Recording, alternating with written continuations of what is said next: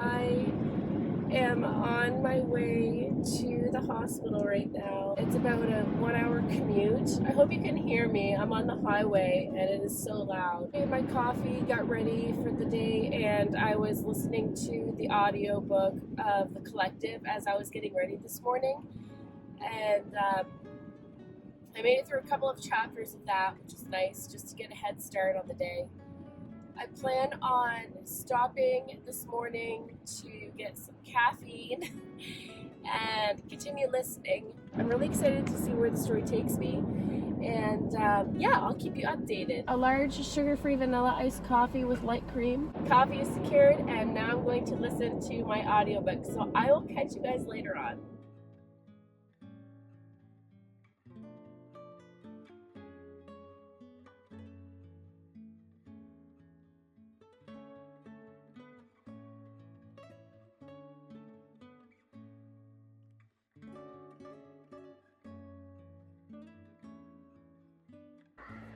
Today was a crazy busy day, and right now it is what time is it right now? Right now it is almost 9:30. I have all my kids to bed, and while I was driving today, I listened up to chapter 5 of The Collective, and I'm going to sit here and read until I cannot keep my eyes open anymore and see how far I can get into this book, so I will keep you posted.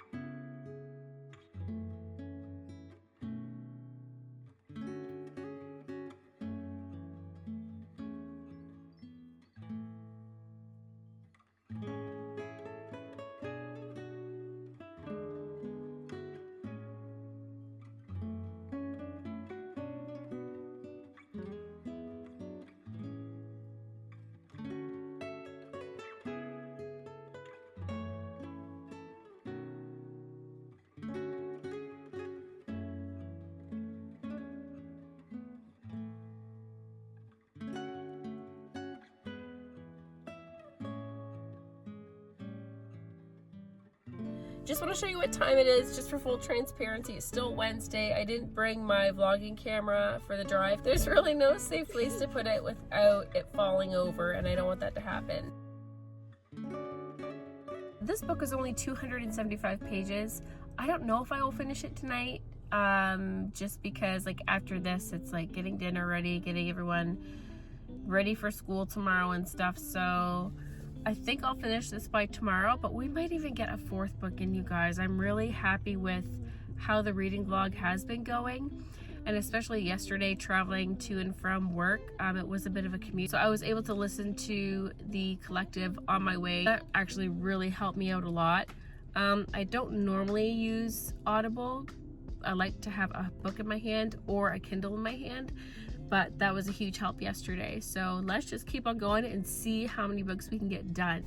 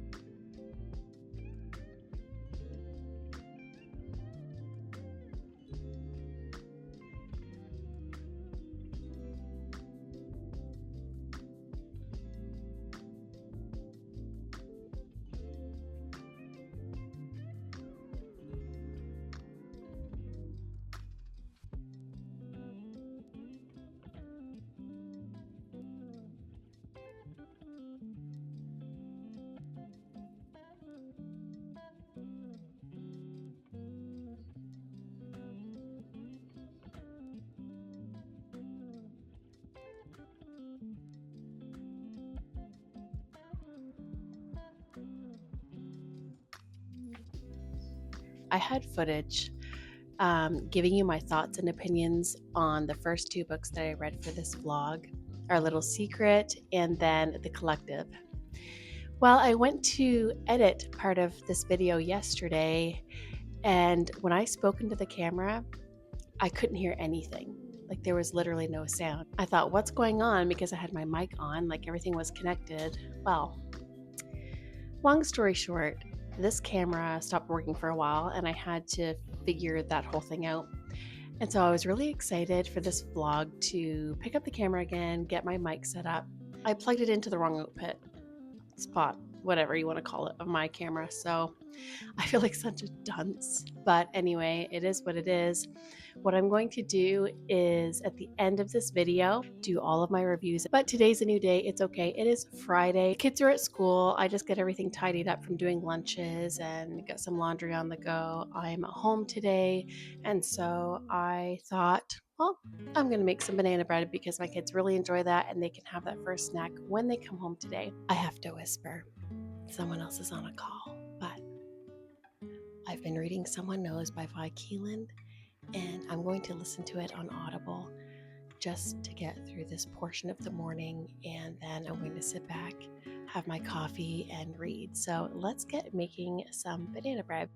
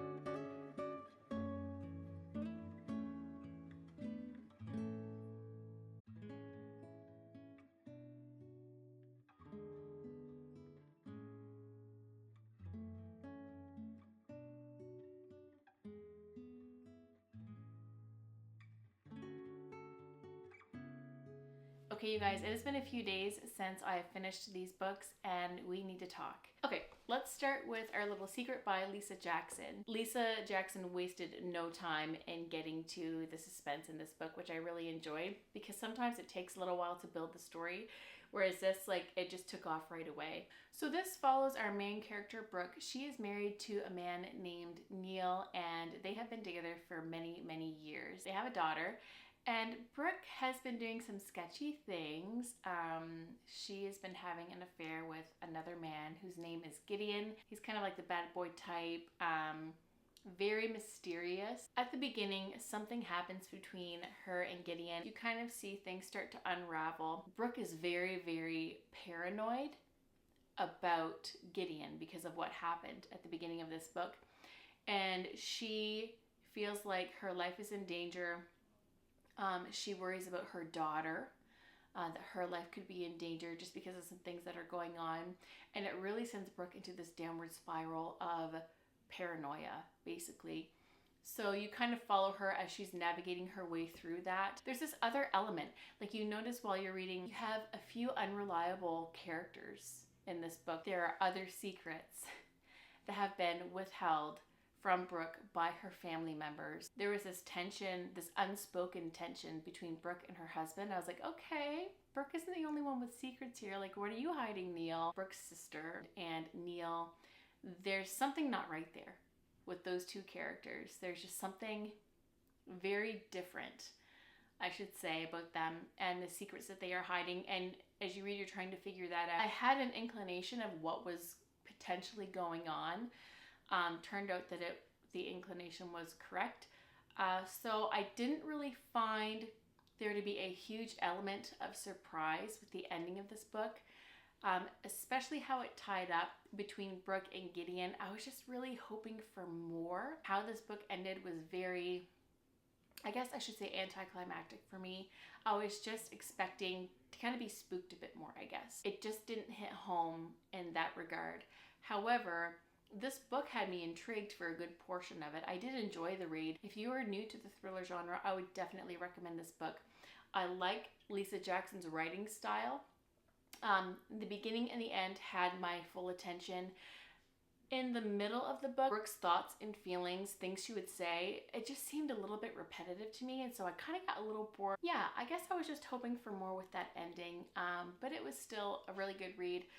I think I would rate this a 3.25 stars. I know it's definitely a 3, but it's not 3.5. Like, a lot of books that I really, really enjoy have been 3.5 star reads, and I just find this is kind of teetering in between that. So a 3.25 stars when I rated this book. Again, it was still a great read, and I would recommend it. For those of you who don't like to be spooked too much, like if you are easily bothered by content in books within the thriller genre, this is a great book to start with. So yeah, I had a really good experience with this, and I do recommend it. After I finished Our Little Secret, I picked up The Collective by Allison Galen, and this was a highly anticipated read for me this year. Oh, you guys, this book,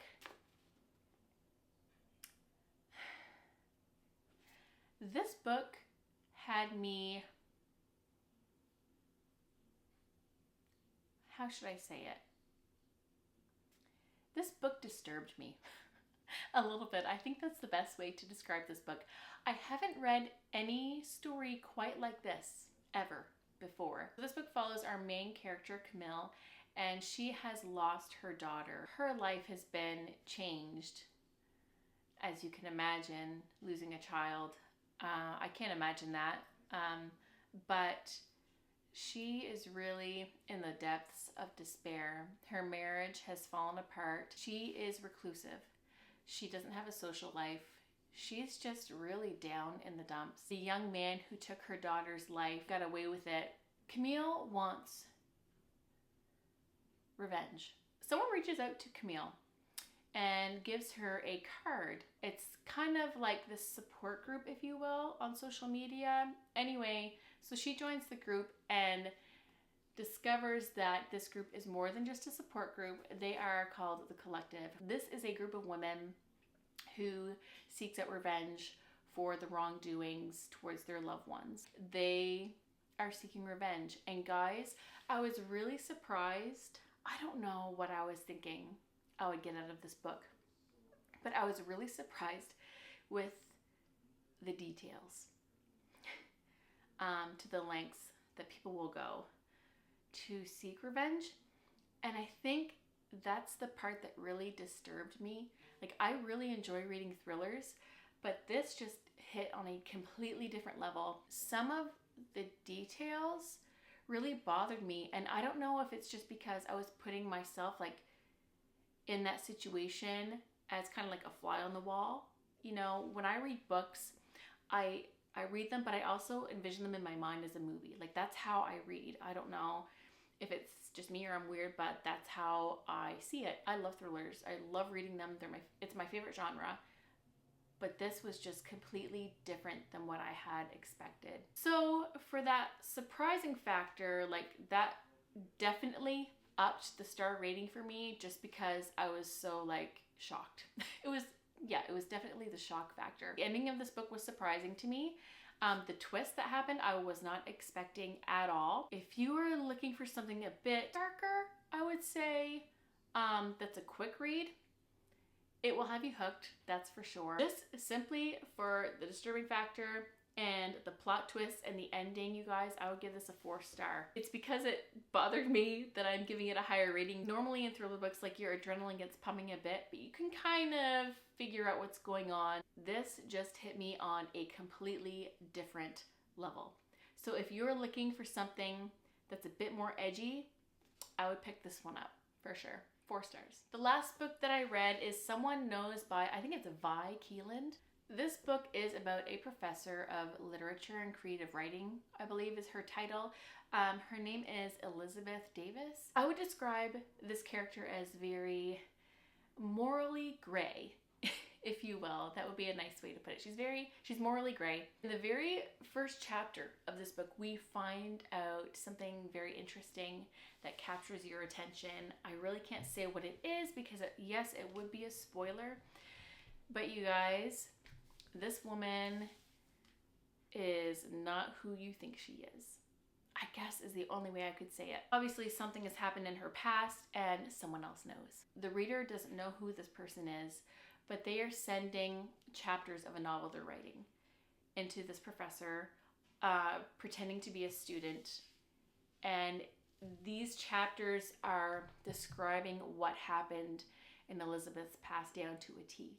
So from the very first chapter, we see our main character become very paranoid. She doesn't trust her relationships with people because she doesn't know who is trying to ruin her life. I didn't enjoy the way this book ended. I had to reread it a couple of times, like the last 3-ish pages, because I was kind of confused, like, not with how it ended, but why it ended that way. Because you look for that shocking factor at the end, and it just kind of fell flat for me. Not to say this book isn't good, it was really good, I enjoyed it, but because of the way this book ended, I would give this like a 3.5 star. It was still really good. I really enjoyed it. I would definitely recommend it for sure. Yeah, I really enjoyed filming this vlog, you guys. Please be patient with me. This is my first reading vlog I've ever done, and I know as time goes by, it will only get better and better. Thank you guys so much for watching. I hope you enjoyed today's video. Don't forget to comment, share, like, and subscribe to my channel. I would love to have you. And until next time, happy reading. Bye. I think about you when I should be sleeping, but you didn't